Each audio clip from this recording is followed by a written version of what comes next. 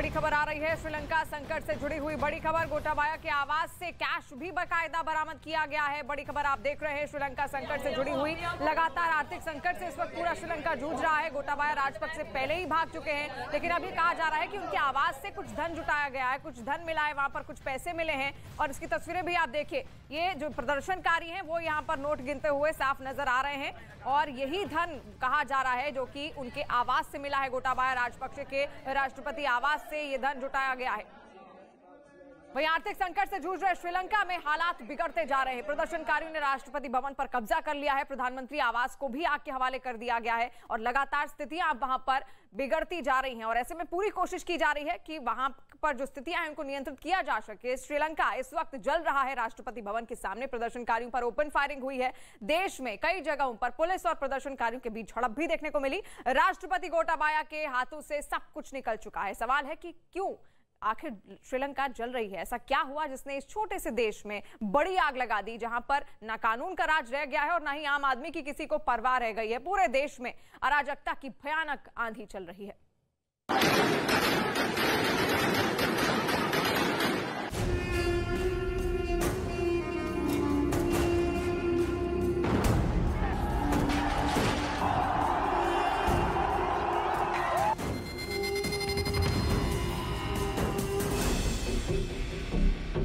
पहले श्रीलंका ईंट दर ईंट टूटा,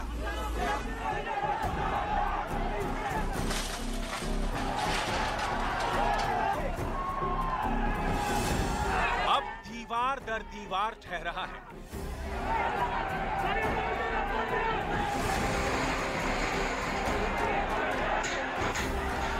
राजधानी कोलंबो अपने दुर्भाग्य पर आंसू बहा रही है।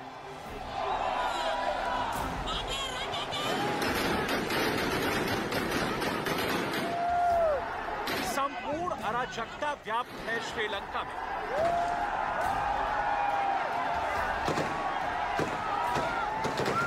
छोटा सा देश बड़े जनाक्रोश से दहक रहा है।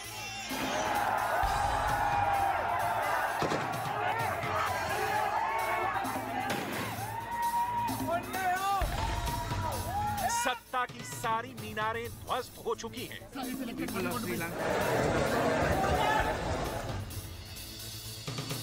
कायदों की सारी किताबें फाड़ी जा चुकी हैं।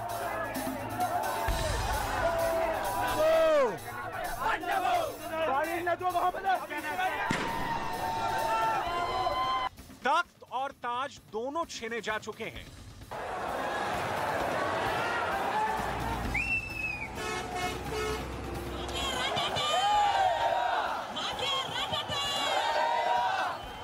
खूबसूरत प्यारा सा देश रक्त रंजित।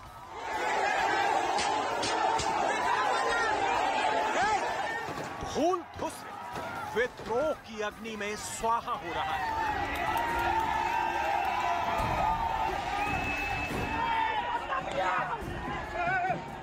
बचाने वाला कोई नहीं।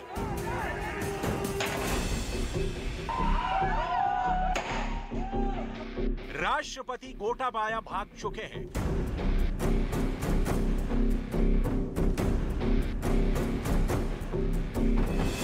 उनके बेडरूम में, उनके किचन पर, उनके लॉन पर। I think this is the first time we have been entered to the President House. We got a good opportunity. So I think the whole country is peaceful now. The corrupted will be finished. So I got a chance with my kids come and having a lunch in here. It's a royal lunch. उनके drawing room में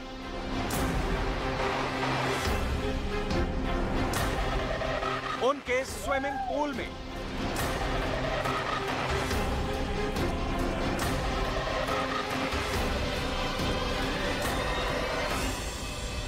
The system that they are continuing for 74 years is depressive of our people, depressive of people's rights, human rights, and they were oppressive towards people, and they were just clinging on to power by using military forces. That's why our sign was the black flag showing the dissent to the government. डूब गया श्रीलंका। आलम यह है कि कहीं कोई सूरत नजर नहीं आती। कुछ दिन पहले जली थी उम्मीद की रोशनी, अब वो भी नजर नहीं आती। पड़ोस जल रहा है क्योंकि जिनके हाथों में वतन की बागडोर थी वो कमजोर, बेहद कमजोर निकले। जनता की उम्मीदों पर सत्ता के मठाधीशों ने बुलडोजर चला दिया। हुकूमत के गलत फैसलों ने मुल्क को मरोड़ दिया। हालात अनकंट्रोल्ड हैं।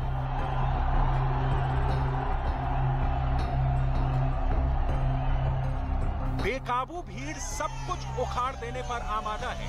पुलिस की लाठी का पब्लिक को कोई खौफ नहीं।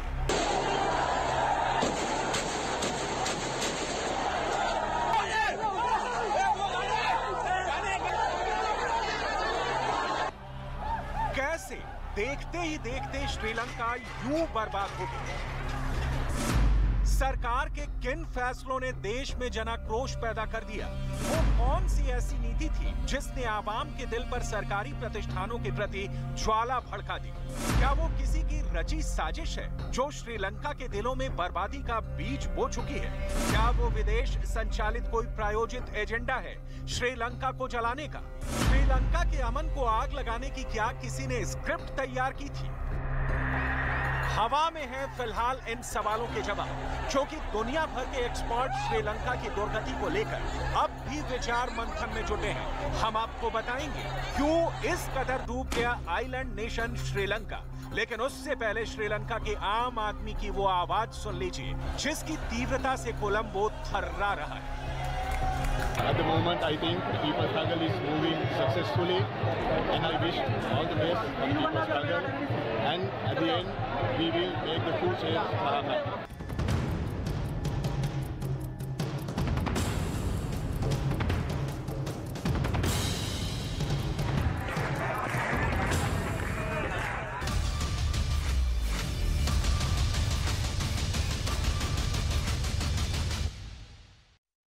असम इस साल बाढ़ की सबसे भीषण मार झेल रहा है। असम के 32 जिलों के लाखों लोग इस वक्त बाढ़ की चपेट में हैं। सड़क पर सैलाब, उफान पर नदियां और घरों में घुस चुके पानी ने लोगों के जीवन को अस्त व्यस्त करके रख दिया है। लोगों के पास ना तो खाना है और ना ही पानी, ना ही बिजली, जो वो सिर्फ बाढ़ से ही मची तबाही है।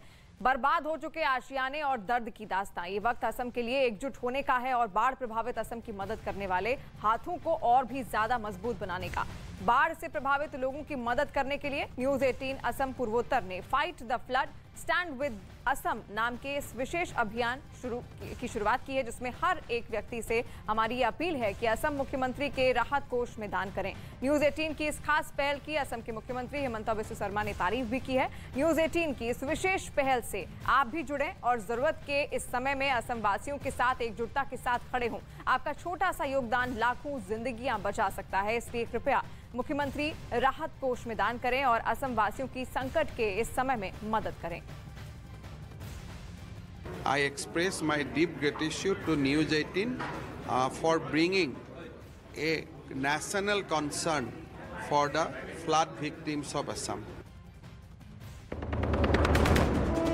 नए संसद भवन की बिल्डिंग के बाहर प्रधानमंत्री नरेंद्र मोदी ने किया विशाल अशोक स्तंभ का अनावरण। इस दौरान पीएम मोदी ने वहां के कामगारों से बातचीत भी की। उद्धव ठाकरे गुट के विधायकों को सुप्रीम कोर्ट से मिली राहत। सुप्रीम कोर्ट ने कहा, नए स्पीकर फिलहाल किसी भी विधायक के खिलाफ कोई कार्रवाई नहीं करेंगे। याचिकाओं पर अब सुप्रीम कोर्ट की अलग बेंच करेगी सुनवाई। सुप्रीम कोर्ट से विजय माल्या को बड़ा झटका। अवमानना के मामले में विजय माल्या दोषी करार। सुप्रीम कोर्ट ने विजय माल्या को 4 महीने की सजा सुनाई।